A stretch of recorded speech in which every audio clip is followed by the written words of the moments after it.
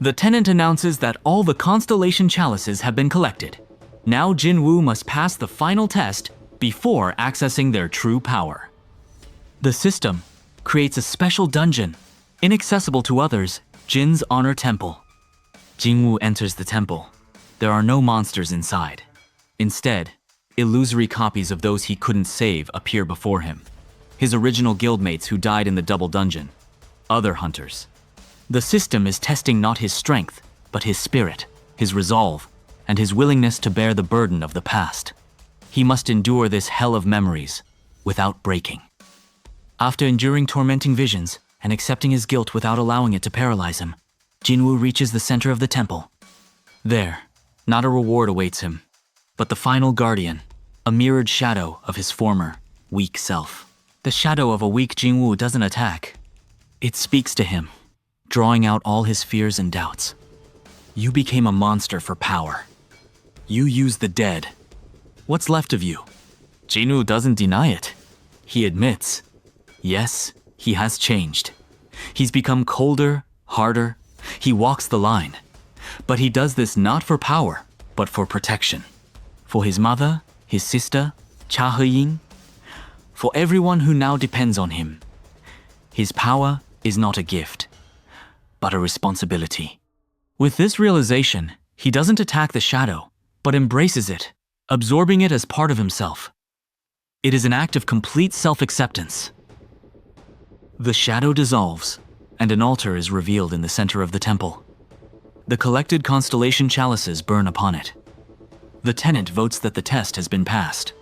Jin Woo approaches to claim his reward, the true power of the Shadow Monarch. The constellation chalices merge into a single shining artifact, the Infinity Core, or Shadow Heart. The tenant explains, it is the source of power of the ancient Shadow Lord, the first and most powerful of the monarchs, who once rebelled against his kind to protect the human world and was betrayed. Jin Woo absorbs the core. His body undergoes a quantum leap. This is not just a level up, it is a qualitative transformation. He receives the title Shadow Heir.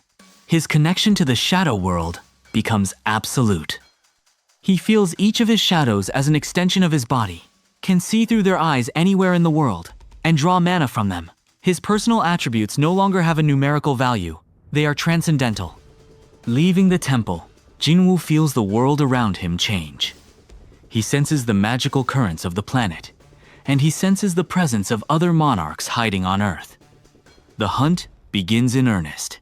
Using his newfound sensitivity, Jin Woo scans the planet. His gaze is drawn to one spot, Japan. One of the monarchs is hiding there, disguised as a powerful lone hunter. He doesn't inform the association. He understands that ordinary hunters are powerless against such a foe, and warning them would only cause panic. He decides to act alone and secretly. His goal is to eliminate the threat before it manifests itself. He becomes a shadow, hunting shadows. Under the guise of fulfilling an international contract, Jin Woo flies to Japan. He is met by a local guild, unaware of the true purpose of his visit. Jin Woo, disguised as a tourist and exchange hunter, studies the target. The monarch, hiding under the name Kamushi, has an impeccable cover story. He is a hero who saved Tokyo from a major invasion several years ago. Jin Woo tracks Kamushi down and arranges a chance meeting. Their eyes meet. No words are exchanged. An instant mental duel ensues between them. Kamushi realizes he has been exposed. Jin Woo realizes this monarch is not a coward like Scorpio, but a cool-headed strategist. They part ways, knowing a battle is inevitable. Kamushi, to avoid compromising his cover, invites Jin Woo to meet for a private conversation on neutral territory, a randomly generated high-ranking dungeon outside the city. Jin Woo agrees. Two powerful beings meet in an empty dungeon, resembling an endless library. Kamushi, revealing his true identity as the monarch of curses, or schemes, doesn't attack immediately. He tries to negotiate. He tells Jin Woo his side of the story. The Shadow Sovereign, whose legacy Jin Woo now bears, was not a hero, but a traitor to their race, condemning the monarchs to imprisonment. He offers Jin Woo not to fight, but to join them, ruling the human world as equal gods. He plays on their ambitions and offers power. Jin Woo listens silently and then gives his answer. You call yourselves gods, but all you bring is death and slavery. I have seen what you do. My answer is no. His refusal is not simply a moral choice. It is a declaration of war on their entire species. The cursed monarch attacks first.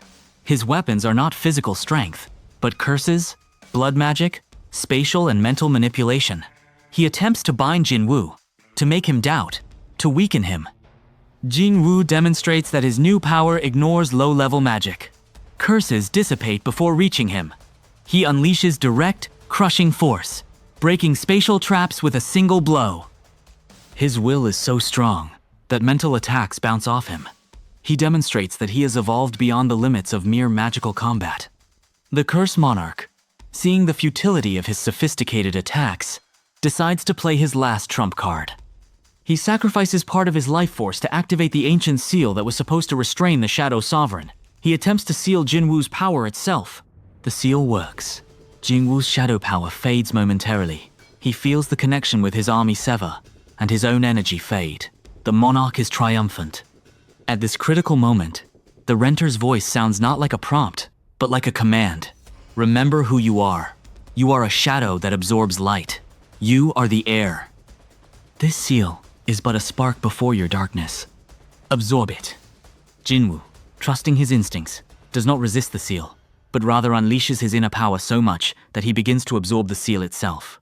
The dark chains do not bind him, but dissolve within his body, nourishing him. The monarch of curses retreats in horror. His last hope has been shattered.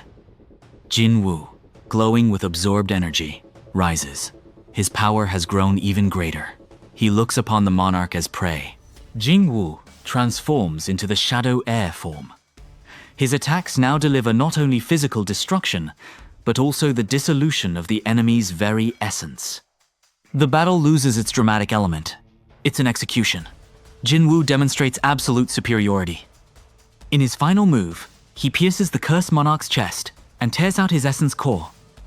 A glowing crystal, resembling a miniaturized infinity core. The monarch is defeated. Jin Woo absorbs his shadow, creating the first shadow monarch in his army, a being with the intellect, memory, and magical abilities of the deceased. This is an unprecedented enhancement, but at the moment of death, the monarch sends a final mental flash of warning to his fellow kin. The heir has awakened. He is here. The death of the cursed monarch causes a ripple effect in the Earth's magical field. All the remaining monarchs, hiding in various countries, sense it simultaneously. They realize they can no longer hide. They begin to act openly. Dozens of high-rank S-level gates are simultaneously activated across the globe. This is not a test invasion like in Seoul, but the beginning of a full-scale war. Armies of monsters emerge from the surface in America, Europe, Russia, and Africa. The world is plunged into chaos within hours. Jin Woo, still in Japan, sees the news. He realizes his actions have hastened the apocalypse. But there was no other way. He immediately contacts Cha Hae-ying and the Korean Association, issuing the order. General mobilization. The war has begun. Hold the line. I'm returning. Jin Woo uses his new ability Shadow Teleportation to instantly return to Seoul. The city prepares for defense, but panic is growing. He arrives directly at the command post. His appearance gives hope to the hunters. He doesn't make grand speeches. He gives clear, cold orders, distributing forces along the perimeter. Then he addresses the guild leaders, including the grim Choi Jong-in. Personal scores are for later. Now, we either all die or we all live. Choose. Having consolidated command under his command, Jin Woo advances to the largest gate above Seoul. He doesn't wait for an attack. He plans a counteroffensive. He takes Cha Hae-in and his elite shadow squad, the Monarchs, with him. Jin Woo and his group are the first to breach the main gate above Seoul. Inside, there's not a world, but a gigantic throne room. They're already waiting for him. He's met not by a horde, but by 3 figures. These are the monarchs coordinating the invasion of Asia. The monarch of giants, already familiar. The monarch of beasts, who retreated earlier. And a new one, the monarch of phoenixes, or flames. They represent the quintessence of power, strength, fury, and immortal flame. 3 against 1 and a group. Jin Woo assesses the situation. He realizes this is the most dangerous battle of his life. But there's no fear in his eyes, only calculation. He orders his shadow monarchs, Igoril, Gantu, and the shadow of the monarch of curses to take up positions. The clash of the titans begins. Split up tactics. Inception. Facing 3 monarchs head-on at once is suicidal. Jin Woo employs a tactic. He commands his army of shadows, including regular ones, to attack en masse, creating chaos. In the confusion, he uses speed and teleportation to single out one monarch from the group, the most aggressive, the Beast Monarch. He lures it into a separate arena within the throne room, created by the Curse Monarch's shadow magic. His plan is to attack them individually, preventing them from combining their efforts. Cha Hae-in and the elite shadows hold off the remaining 2 monarchs at incredible cost. The main confrontation unfolds between Jin Woo and the enraged Beast Monarch. The Phoenix's attack catches Jin Woo off guard. Flames capable of burning even souls scorch him, causing him serious injuries. Seeing its master in danger, the shadow of Cha Hae-in Sr., the father, acting of its own accord, throws itself between Jin Woo and the torrent of flames. The shadow, vulnerable to the sacred fire, begins to dissolve, but manages to shield him for critical seconds. This sacrifice by the shadow soldier demonstrates that shadows are not soulless puppets, but beings with a vestige of will and devotion.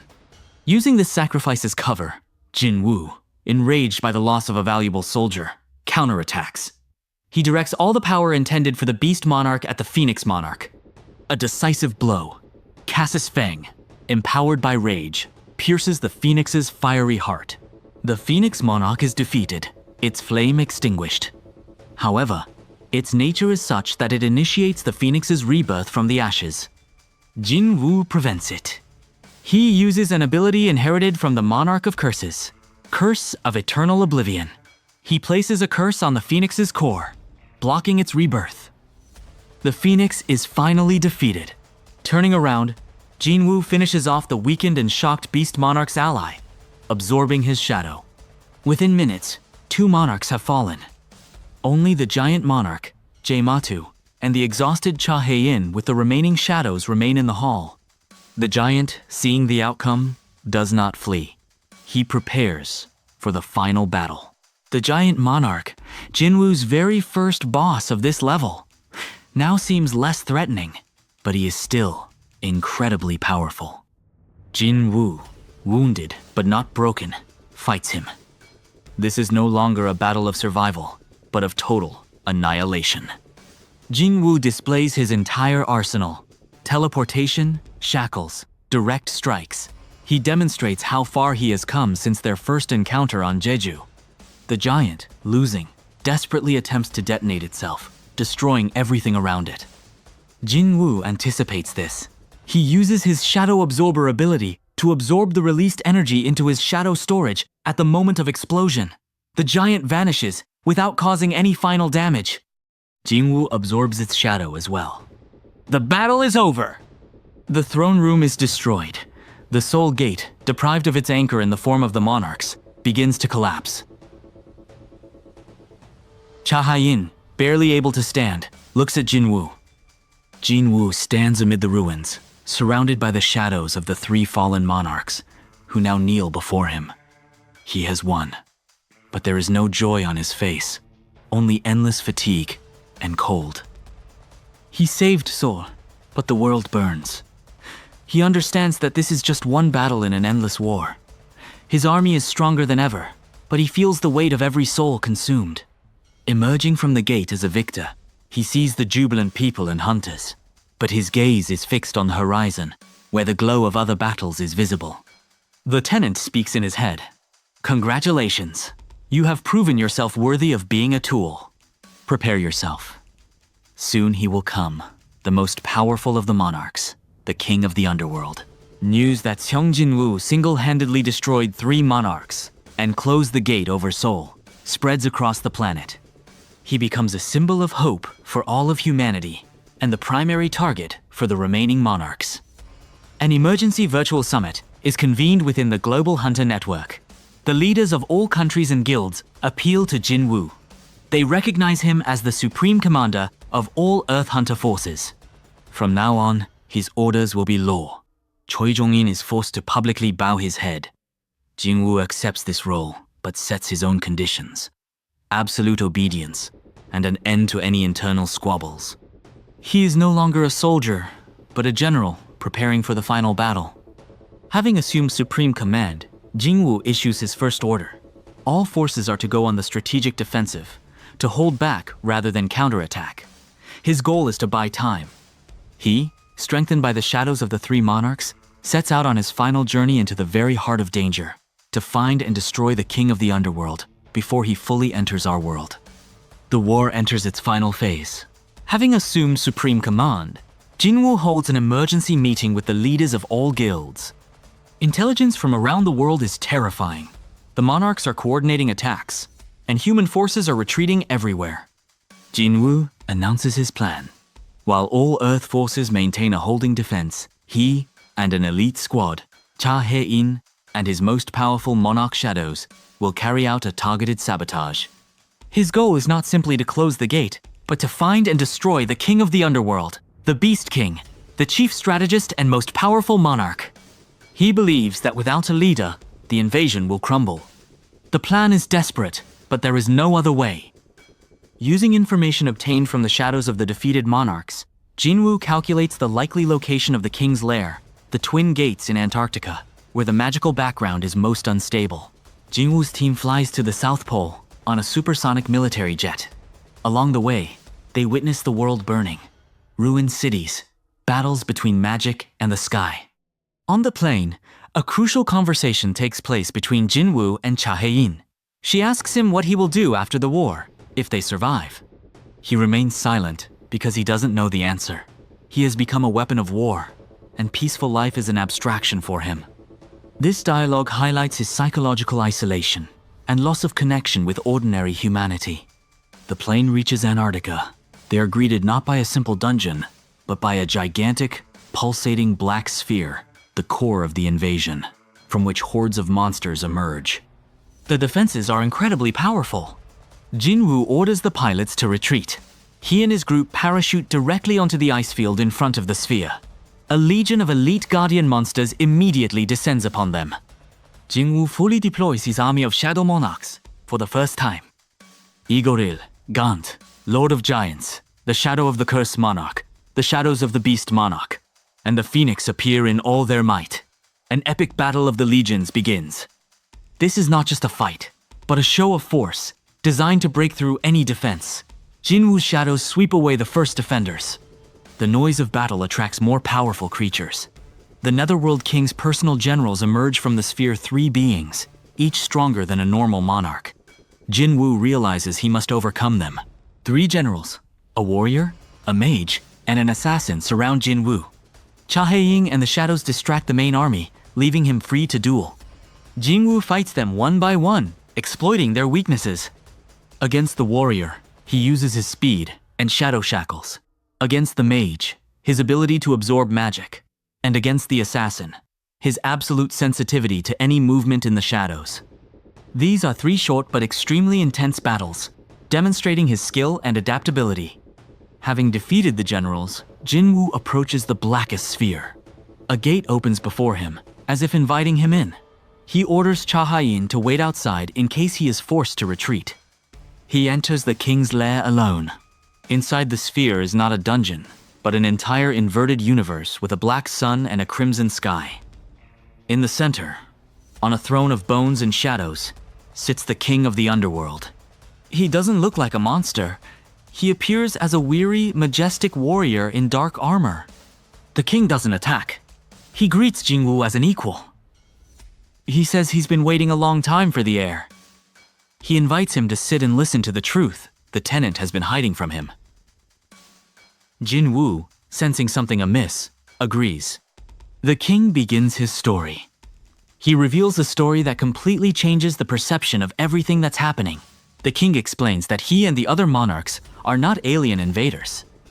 They are the original rulers of Earth, beings born from the planet's mana eons ago. Before humans existed, humans appeared later as parasites without magic. But then, by the will of certain higher beings, lords, humans were given the hunter system and mana to serve as bargaining chips in a war between the lords themselves. The monarchs was sealed, and their world destroyed to give humans a chance.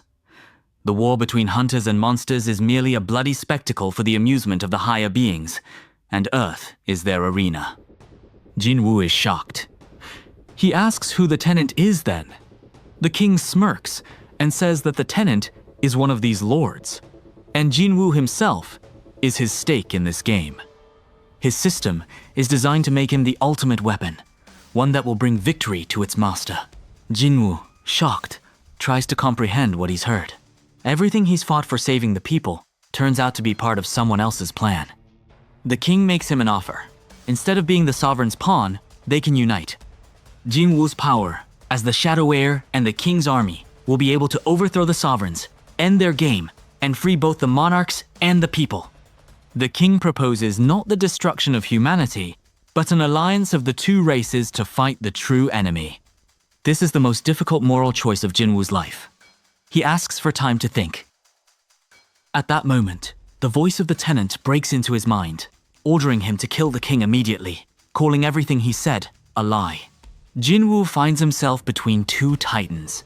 He must decide whom to trust, the being who has given him power for years but clearly manipulated him, or his sworn enemy, whose story is all too plausible. Jin Woo makes a choice. He shuts down the system interface in his head. For a moment, he feels empty, a loss of connection to his power. He tells the tenant, "I am no longer your puppet." It is an act of absolute free will. The tenant is furious. He declares that if Jin Woo fails to fulfill his role, he will find another player. The interface disappears, but Jin Woo's power is not lost. It has become his own. He turns to the king and says he is ready to hear the details of his plan. The king, nodding respectfully, explains the mechanics. The overlords observe the world through the sphere of providence, an artifact hidden in another dimension. To challenge them, they must penetrate it.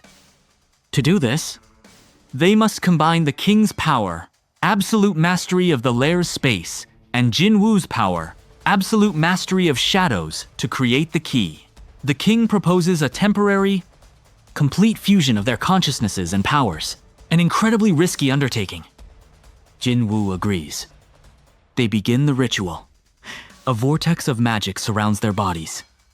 Cha Hae-in senses a colossal surge of energy from the outside and is unaware of what is happening within. During the fusion, Jin Woo sees the king's memories, the ancient beautiful earth, the war with the overlords, the betrayal of the shadow overlord, who became the tenant, and his imprisonment. The key is created. But at that very moment, space is torn apart. The tenant, Shadow Overlord, materializes in the lair, in his true form, a gigantic, multi-eyed entity of pure darkness. He has come to personally eliminate the rogue pawn. His servants appear with him other overlords, observing the events. A battle that should never have occurred begins. The united Jin Woo and the King of Hell, against a host of overlords, the true gods of this world. The overlords attack, their powers distorting reality itself. They aren't simply strong, they manipulate the laws of physics and magic within their sphere of influence. Jin Woo and the king, united, form something new, a being that combines the fury of the earth, the king, and the absolute darkness, the air. They attack not with magic, but with concepts. Jin Woo delivers strikes that devour existence, and the king shatters the space in which the overlords exist. This is a battle at the level of fundamental forces. They defeat several lesser overlords. But the overlord, the tenant, proves far stronger. He separates their fusion with a powerful blow. Jin Woo and the king, wounded, are thrown apart.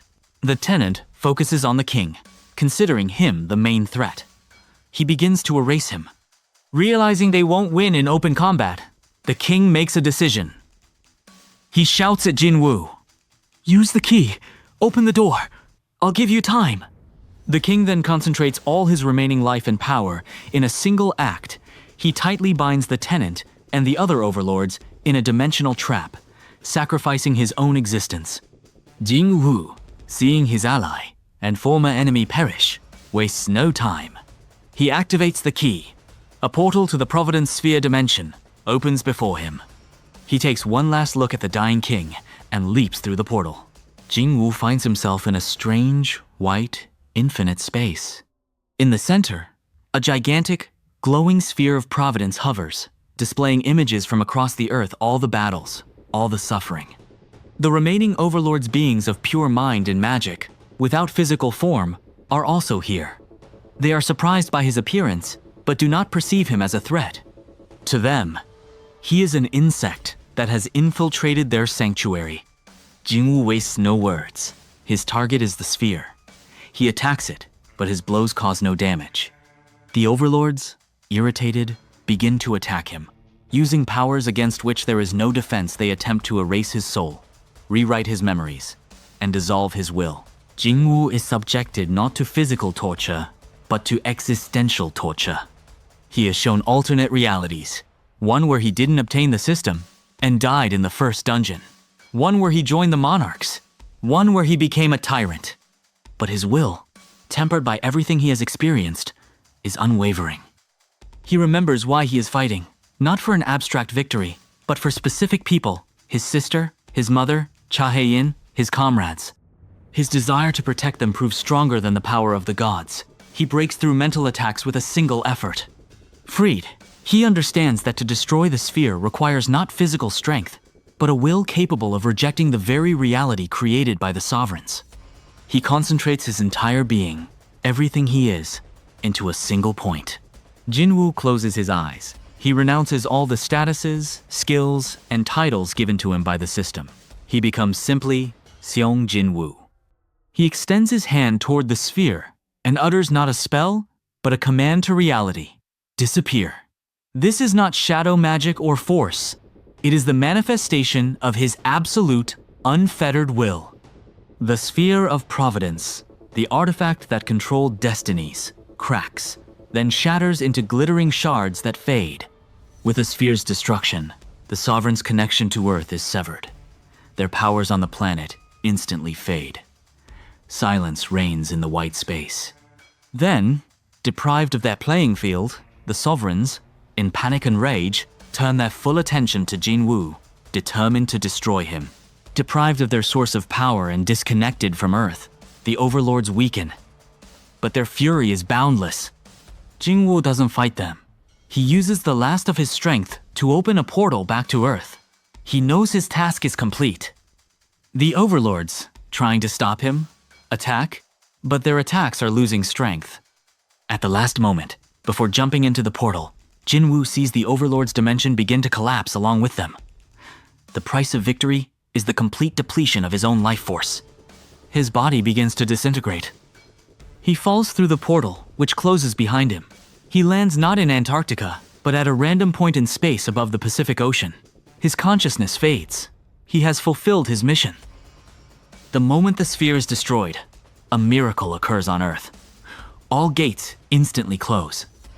Monsters, deprived of the support of the Overlord's magic, either turn to dust or lose their aggression and flee. The war ends as suddenly as it began. Cha Hae-in in Antarctica sees the black sphere vanish, and Jin Woo's lifeless body falls from nowhere. She catches him. He's alive, but his body is cold. His pulse is barely perceptible, and his eyes are empty. He's near death. Across the world, hunters and survivors can't comprehend what happened, but they know they've won.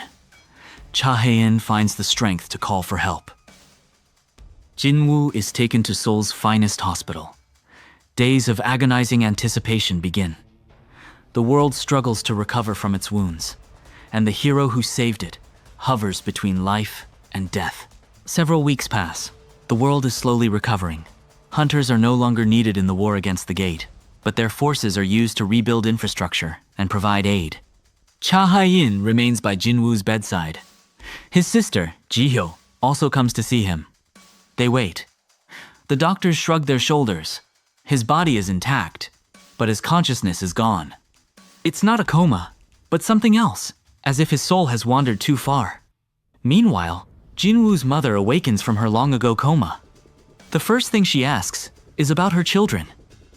While the world celebrates his survival, Jin Woo's loved ones are immersed in grief. One scene shows Cha Hae-in talking to his motionless body, telling him how his recovery is progressing. And then Jin Woo's finger twitches. Jin Woo opens his eyes. He doesn't understand where he is or how much time has passed. His mind is clouded. The first thing he sees is Cha Hae-in's face, crying with happiness. Then his sister runs into the room. He tries to speak, but he can't. He returns, but his strength has completely left him. He no longer feels any mana or connection to the shadows. He's become an ordinary person again, even weaker after what he's been through. But he's alive. A long and difficult period of rehabilitation begins. Jin Woo relearns how to walk, talk, and live without the system, without the constant threat of death. He meets his mother, the most emotional moment of his life. Months pass. Jin Woo lives a quiet life with his family. He becomes a national hero, but avoids the public eye. The world honors him, but few understand the sacrifice he made. He visits the graves of those he couldn't save, including his first guildmates. He comes to terms with the past. He also meets with the surviving guild leaders.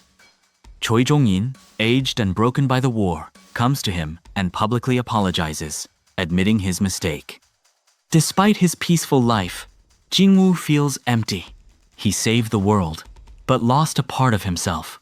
His relationship with Cha Hae-in develops, but he fears being a burden. Furthermore, he begins to notice strange dreams, memories of the battle with the overlords, which contain inconsistencies. Jin Woo begins an investigation. He feels the ending was too pure. He visits the sites of the former gates and speaks with scientists who studied magic. He discovers an anomaly. Mana has not disappeared from the planet. It has weakened, but remains. People can still become hunters, even though there are no new gates. This means that the system created by the overlords was not completely destroyed, but merely lost control. Moreover, in his dreams, he increasingly sees the moment of the sphere's destruction and hears the final whisper of the tenant. Not the end. His suspicions are confirmed.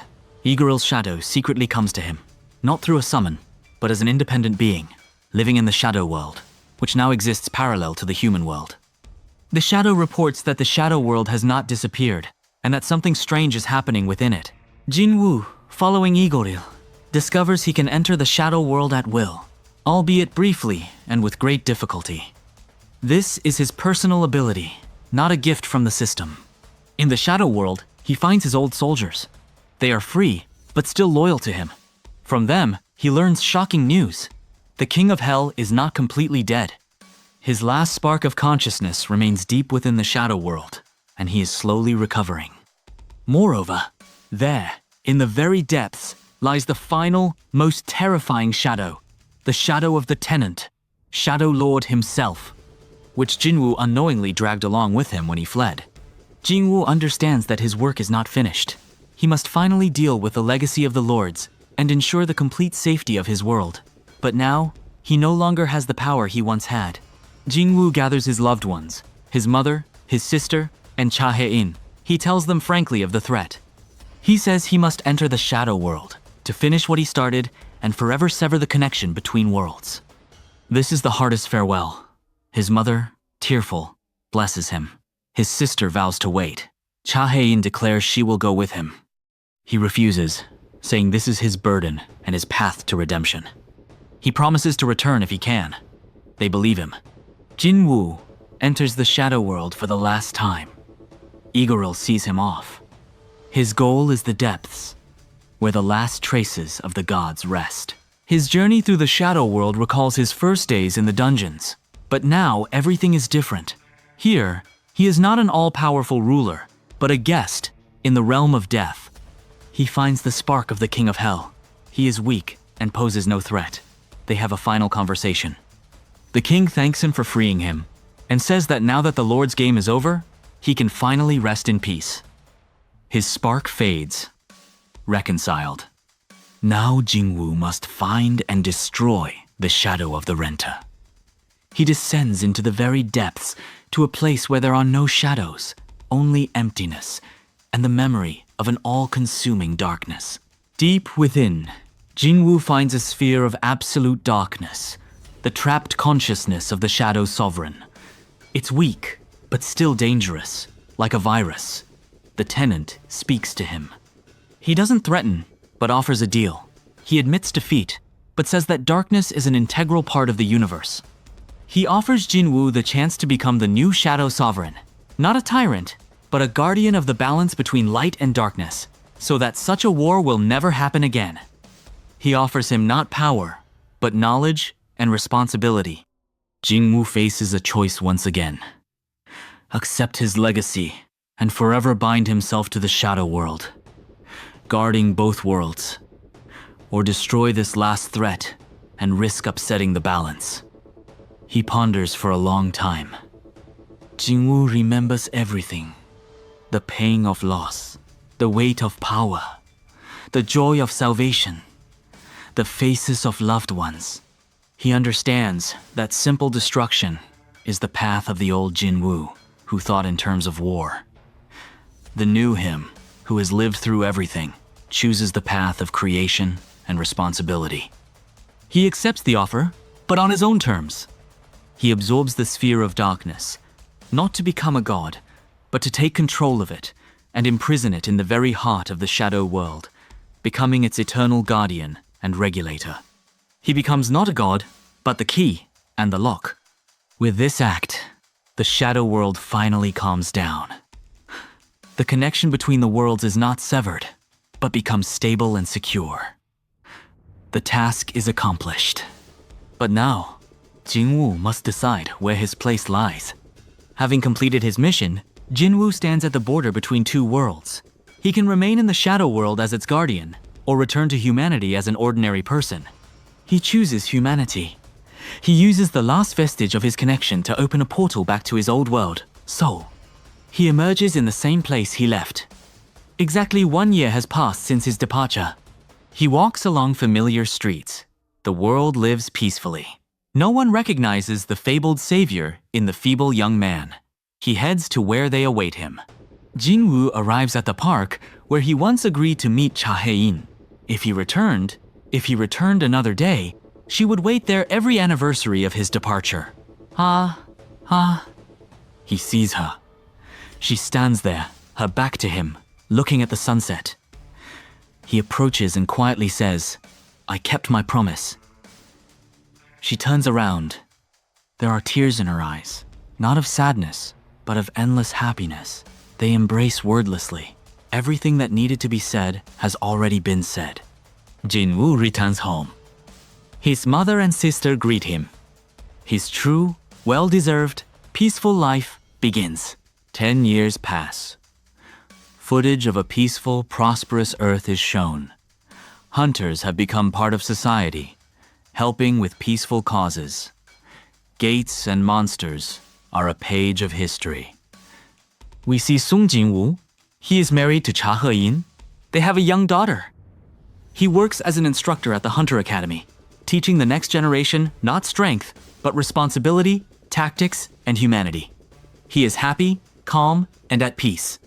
His strength hasn't returned, but sometimes, while playing with his daughter, he can briefly create a small animal figurine from the shadows, and they laugh together. His sister, Ji-hyo, is shown, now a successful doctor. His mother, healthy and happy. His former comrades, living their lives. The world moves on. In the final scene, the adult Jin Woo leads his daughter by the hand through the park. She asks him, "Daddy, is it true you were once the strongest hunter in the world?" He smiles, looking at her and then at the sky. He replies, "Strength isn't the most important thing. The most important thing is knowing what you're fighting for. And I fought for this moment.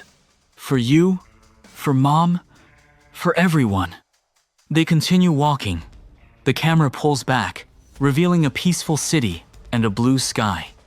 Sung Jin Woo's story, which began at its weakest, ended at its strongest, in peace, tranquility, and love.